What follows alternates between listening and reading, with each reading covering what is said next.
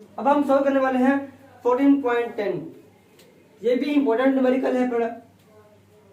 एक 100 वाट का बल्ब और 4 किलोवाट पानी के हीटर्स को 250 वोल्ट सप्लाई के साथ मुंसलिक किया गया है। हमने मालूम करनी है बच्चों हर अप्लायंस में से बहने वाला करंट, और बी क्या है, इस्तेमाल के दौरान हर अप्लायंस की रेजिस्टेंस। हमने दो चीजें बच्चों फाइंड करनी है। आपके पास जो डाटा है बल्ब की जो आपके पास पावर है कितनी है, 100 वाट है। P2 मतलब जो पावर है वाटर हीटर की वो कितनी है, 4 किलोवाट मतलब 4000 वाट। आपके पास जो वोल्ट है बड़ा वो कितना है बड़ा, 250 वोल्ट है। हमने I1 फाइंड करना है बल्ब के लिए, I2 फाइंड करना है हीटर के लिए। फिर हमने रेजिस्टेंस के लिए बल्ब की रेजिस्टेंस हमने फाइंड करनी है, फिर हमने हीटर की रेजिस्टेंस फाइंड करनी है। हम यहाँ पे दो फार्मूले इस्तेमाल करेंगे बच्चों। एक इस्तेमाल करेंगे P is equal to V cross I, दूसरा इस्तेमाल करेंगे V is equal to IR on the. सबसे पहले हम फाइंड करते हैं बच्चों I1 फाइंड करते हैं P1 के लिए। P is equal to V cross I और I is equal to V over P। I is equal to P over V। तो I1 इज इक्वल टू यहाँ पे होगा P1। ठीक है बच्चों, P1 कितना आपके पास, P1 है आपके पास 100, V कितना है 250। अब इसको डिवाइड करेंगे तो आपके पास आंसर आएगा बच्चों 0.4 एम्पेयर के अंदर। ठीक है बच्चों, अब हमने फाइंड करना है I2। तो ये हमने I1 फाइंड कर लिया, अब हमने I2 फाइंड करना है।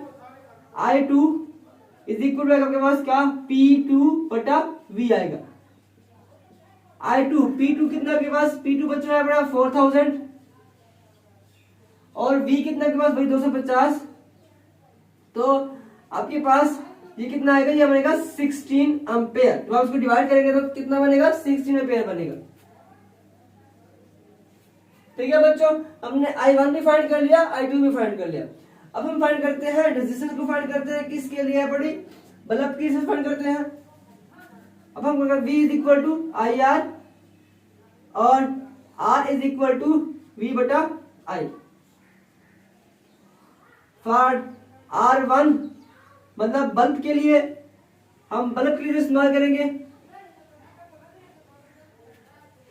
R1 है पड़ा V1, यहां पे आपके पास V भैया पड़ा 250 वोल्ट, और आपके पास जो I है, I हम ये इस्तेमाल करेंगे 1 के लिए, यहाँ पे 1 के लिए I है पड़ा 0.4। जब आप इसको डिवाइड करेंगे बच्चों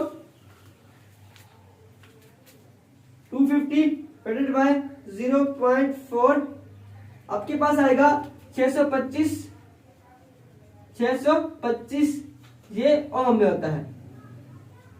इस तरह से हमने अब R2 फाइंड करना है बच्चों। R2 क्या आएगा, V बटा I2। V 250 है बच्चों, I2 कितना आपके पास 16 है।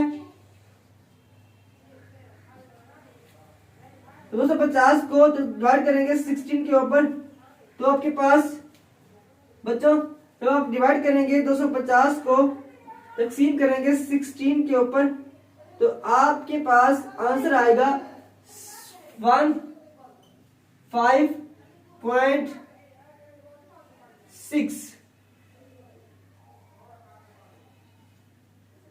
ये भी ओम में होता है जी बच्चों। हमने R1 भी फाइंड कर लिया, हमने R2 भी फाइंड कर लिया है।